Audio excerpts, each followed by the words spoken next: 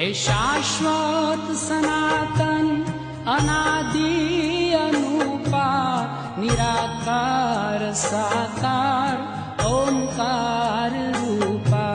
हे सच्चित आनंद विश्वंभराय हे सत्यं शिवं सुंदरं सुखरूपाय हे सत्यं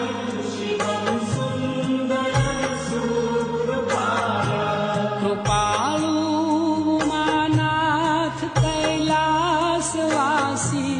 सदाशिव भोला सदा सुख राशि दिले भस्म मृग चर्म ने नाग काला दीपे चंद्र भाले गले मूंड माला दीपे चंद्र